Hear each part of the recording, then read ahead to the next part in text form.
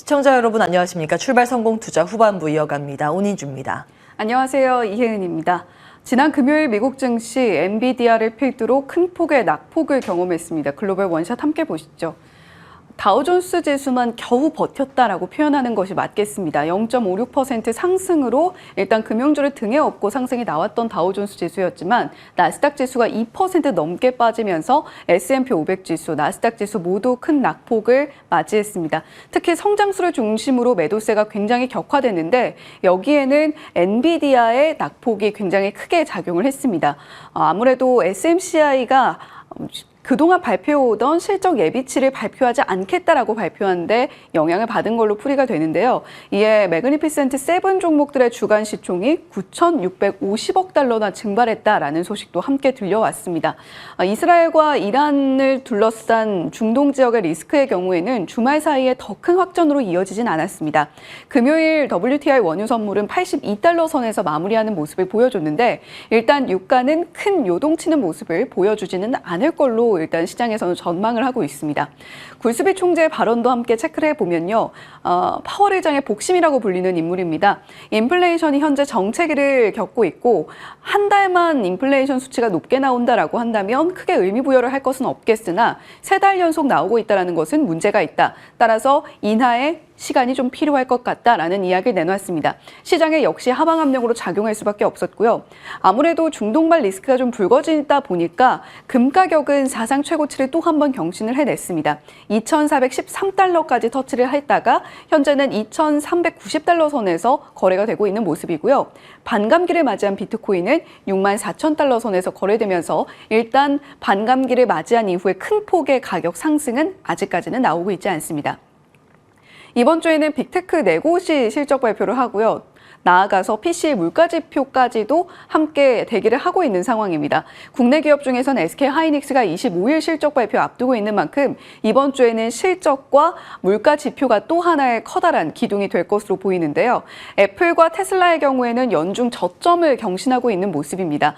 애플도 뚜렷한 모멘텀이 없는 상황 속에서 테슬라는 지금 타개해야 할 위기가 산적해 있는 상황 속에서 실적 발표까지도 앞두고 있기 때문에 일단 주가 하락을 면치 못하고 있는 모습 확인이 되고 있습니다. 자, 일단 기다리면 다시 상승이 돌아오게 될까요? S&P 500 지수 5,000포인트가 무너지는 모습을 보여줬습니다. 다우존스 지수와 나스닥 지수, S&P 500 지수 모두 일주일간의 등락폭을 보게 되면 나스닥 지수가 무려 6% 넘게 빠졌고요. 섹터별로 살펴보더라도 빅테크 중심으로 굉장히 짙은 빨강색이 보이고 있습니다. 엔비디아가 금요일 시장에서 10% 가까운 낙폭을 보여줬기 때문에 한 주 동안 13.5%나 빠지는 모습을 보여줬고 브로드컴, AMD, 너나 할 것 없이 반도체 섹터에겐 굉장히 힘든 한 주이기도 했습니다. ASML의 실적 발표 그리고 TSMC의 실적 발표 이후에 SMCI까지도 예비치를 발표하지 않은 영향이 금요일날 아주 크게 작용을 했고요. 그럼에도 불구하고 중소형주 단에서는 상승이 조금 나오면서 러셀 2000 지수는 0.24% 상승 흐름 그리면서 마무리하는 모습도 살펴볼 수가 있었습니다. 자, AI 하드웨어 쪽의 낙폭이 보다 컸던 금요일이었습니다. 그렇다면 AI 하드웨어가 그동안 공고하게 쌓아왔던 AI 랠리의 대장 위치를 다음 주자에게 토스해주는 것이 아니냐라는 분석이 월가에서 나오고 있습니다. 일단 4월 18일 당잠사에서 전해드렸던 것처럼 ASML의 실적은 다소간의 쇼크로 나왔고요. 19일 당잠사에서도 TSMC 어닝콜 주요 내용 중에서 반도체 시장 성장 기대치를 10%로 하향한다. 나아가서 파운드리 성장 전망 하향한다. 라는 이야기도 함께 나왔다라는 이야기 전해드렸습니다. 그리고 4월 20일 금요일에는 말씀드린 것처럼 서버 공급업체인 SMCI가 그동안에는 실적이 워낙 잘 나왔다 보니까 예비치를 8번 중에서 7개 분기의 실적을 미리 발표를 했습니다. 실적이 너무 좋게 나오다 보니까 입이 근질근질했던 거죠. 그런데 이번에는 그것을 하지 않겠다라고 이야기를 한 것이 1분기 실적이 시장에서 예상하고 있는 부분과 거의 비슷하게 나오거나 또는 더 좋지 않게 나올 가능성이 있다라고 시장에서는 투자자들이 받아들인 걸로 해석이 됩니다. 이에 따라서 SMCI 주가도 23%가량 빠지는 모습을 금요일에 보여줬는데 최근의 주가 흐름을 보게 되면 슈퍼마이크로 컴퓨터, 엔비디아 모두 연간 상승률은 괜찮지만 최근 5일, 최근 한 달 모두 하락세를 면치 못하고 있는 모습을 살펴볼 수가 있습니다. 엔비디아는 이제 글로벌 시총 2위 자리도 3위로 내려앉으면서 내어주는 모습을 보여주고 있죠. 자, 그렇다면 우리가 다음 시선은 어디로 돌려야 될까? AI 소프트웨어를 주목하자라는 이야기가 월가에서 나오고 있습니다. 웨드부시와 뱅크 오브 아메리카에서는 알파벳, 마이크로소프트 같은 종목을 언급을 하고 있는데요. 여기에 대표적으로 메타도 우리가 주목을 해볼 필요가 있겠습니다. 또 지난 주말 사이에 미국 정부, 특히 하원에서 틱톡을 금지하는 법안을 통과시킨 바가 있기 때문에 그 최대 수혜주로서 메타가 언급되고 있다는 점도 저희가 주목을 해봐야 되겠죠. AI 반도체 리드타임이 감소되고 있는 상황 속에서 그 다음 타자는 결국 AI 랠리의 확실한 주도권을 쥐고 가게 될 AI 소프트웨어 쪽을 주목해보자라는 이야기 나오고 있으니까 마이크로소프트, 알파벳, 메타 같은 종목들 한번 주시를 해보시면 좋겠습니다. 사면초가 진퇴양난의 상황에 맞닥뜨리고 있는 테슬라입니다. 테슬라가 마주한 위기들 세 가지로 일단 정리를 해봤는데요. 중국의 수요 둔화, 사이버 트럭은 또 리콜을 하게 됐고요. 인도 방문도 연기를 하면서 앞으로 새로운 시장을 계속해서 뚫어나가려던 머스크 CEO의 구상에도 차질을 빚게 생겼습니다. 이에 따라서 주말 사이에 테슬라는 가격 인하를 굉장히 폭넓게 단행하는 모습을 보여줬는데요. 미국에 이어서 중국에서도 주요 모델들의 가격을 거의 다 인하를 했고요. 일부 모델의 경우에는 역대 최저 수준까지 가격이 내려가 있는 상황입니다. 나아가서 테슬라의 주 무기라고 할 수 있는 FSD의 경우에도 가격을 33%가량, 3분의 1가량으로 확 줄이는 모습을 보여줬는데 앞으로 테슬라의 수익성에 더욱더 빨간불이 켜질 수밖에 없다라는 이야기이기도 합니다. 3월 중국 판매량에 있어서는 비아디한테 결국 1위를 내어주고만 테슬라인데 테슬라는 또 이번 주에 실적 발표 앞두고 있습니다. 웨드부시에서 테슬라에 대한 이야기를 하면서 머스크의 5가지 과제라는 이야기를 내놨습니다. 중국에서의 마이너스 성장 어떻게 타개해 나갈 것인가 그 부분이 어닝콜에서 반드시 드러나야 된다라고 이야기를 했고요. 2024년에 달성하게 될 현실적인 목표치도 어닝콜에서 살펴볼 수 있어야 된다. 그러니까 여러 가지 불확실성에 있어서 확실한 대안책을 제시를 해야 된다라는 이야기를 힘주어서 이야기하고 있습니다. 나아가서 모델 2라던가 로보택시, 앞으로 테슬라가 나아가야 될 AI 로드맵에 있어서도 명확한 제시가 필요하다라는 이야기도 내놨으니까요. 실적 발표와 어닝콜 내용까지 주시를 해보시면 좋겠고 이번 주 실적 발표 일정까지 한번 체크해보시면 좋겠습니다. 네, 이렇게 지난 금요일 미국 증시가 참 힘들게 흘러갔습니다. 우리 시장도 반도체 종목들이 일단 굉장히 긴장도가 높아질 것 같은데요. 예, 근데 앞서 말씀 주신 것처럼 이번 주에 가장 중요한 포인트가 실적이기 때문에 실적이 그 우려감을 희석시켜 주기를 바랍니다. 그런 내용까지 좀 준비를 해봤는데요. 함께 체크해 보시죠. 먼저 금요일 우리 시장 상황부터 정리해 보겠습니다. 양시장 1.6%씩 빠지면서 마무리가 됐습니다. 장중에는 3% 넘게 급락하기도 했었죠. 타임라인 가지고 왔습니다. 일중 그래프 코스피고요. 장 초반부터 사실은 뚝 떨어지면서 약세 출발이 됐었죠. 연준 위원의 매파 발언의 영향이었습니다. 존 윌리엄스 총재가 금리 인상 가능하다 이런 발언까지 내면서 시장 약세 출발을 했는데 그 이후에 낙폭을 키운 건 중동 불안감 때문이었습니다. 이스라엘이 이란 본토를 공격했다는 보도가 이 시점에서 나왔고요. 그러자 공포지수로 불리는 변동성 지수, 빅스 선물이 급등했고 환율도 급등, 그러면서 양시장이 단숨에 3% 넘는 낙폭까지 확대하는 모습이었습니다. 다만 이 전쟁 리스크 부분은 딱 맞춰서 회복을 했는데요. 실질적인 타격 자체는 제한적이라는 평가가 들려오면서 그 전쟁 리스크만큼은 돌려냈습니다. 하지만 금리에 대한 부담을 이기지 못하고 금리 부담만큼의 낙폭으로 마무리가 됐습니다. 자, 중동 리스크의 지수는 회복은 했는데 그 잔존한 흐름은 섹터에서 확인을 해보실 수 있습니다. 일단 금리 부담으로 그동안 단기간 많이 올랐었던 그리고 성장주인 반도체들은 많이 밀렸고요. 반면에 중동 갈등 수혜주는 두루두루 올랐습니다. 에너지 섹터, 가스, 운송, 조선, 방산 섹터가 시장 대비 아웃퍼폼했죠. 과거에 원자재 공급 충격이 수반되지 않은 지정학적 위험은 1, 2개월 내에 금융시장 되돌림 경험이 있었기 때문에 전쟁에 대한 시각은 일단 차분하게 자리했습니다만 종목별로 봤을 때 전쟁에 대한 우려감은 일정 수준 반영하고 있다는 거 해석 가능합니다. 자, 좀 자세한 내용으로 들어가 보겠습니다. 이스라엘, 이란 충돌 상황 정리해봤습니다. 여기까지는 지난번에 정리해드렸죠. 업데이트까지 해보겠습니다. 1일에 이스라엘이 시리아 주재의 이란 영사관을 폭격하면서 이 사건이 시작이 됐죠. 13일에 이란이 호르무즈 해협에서 이스라엘 관련 선박을 납포했고 그날 밤에 바로 이란은 이스라엘에 본토 공격을 했습니다. 물론 이제 이스라엘 측에서 이란 미사일 무인기 99%를 요격하면서 일단 사건이 그렇게 크게 확대되지 않는 분위기였습니다. 근데 이란 보복을 예고했고 결국에 19일 새벽에 이란 이스파한주에서 폭발음이 나면서 그에 대한 보도가 우리 장중에 전해졌습니다. 사실은 맞불 보복이 감행된 뒤에 지금까지의 상황을 보면 아주 큰 대대적인 확전까지 나오진 않고 있고요. 소강 상태를 이어가고 있습니다.